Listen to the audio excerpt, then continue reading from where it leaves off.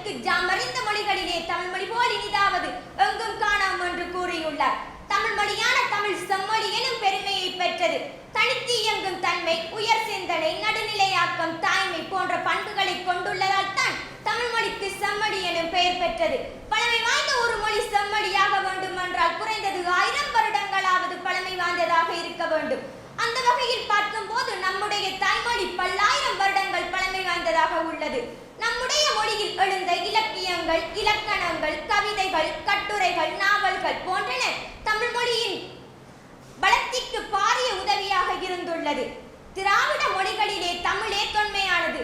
தமிழின் காலத்தை சங்க காலம், தற்காலம், நடுநிலை காலம் என 3ஆக வகைப்படுத்தலாம். இந்தியாவில் பரிபூர்வமாக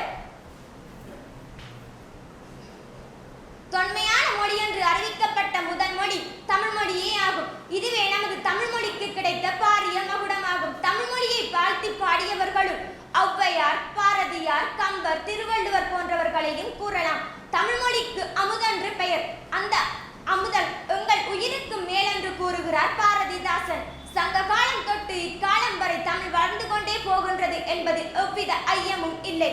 அமிர்தத்தை கடைந்தால் கூட அதிலிருந்து கிடைக்கின்றது ஒரு சிறிய தமிழ் என்று கூறுகிறார் நாமக்கல் கவிஞர்.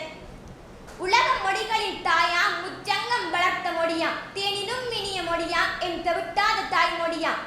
உயிருடன் கலந்த தாய்மொழியே பல வரலாறு கண்டது.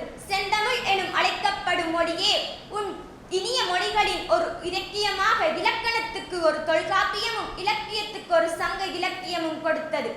உன் இலக்கண இலக்கியங்களில் மயங்கி கிடப்பர், தேனுண்ட வண்டு போல் உன் காலடியில் மயங்கி கிடப்பர். எத்தனையோ மொழிகள் இருந்தாலும் எத்துணையும் இல்லாமல் வீறுநடை போடும் உன்னை எங்கள் தாய்மொழியாக ஏற்று வாழ்த்தி போற்றுவோமாக என்று கூறி எனது பேச்சினை நிறைவு செய்கிறேன். நன்றி.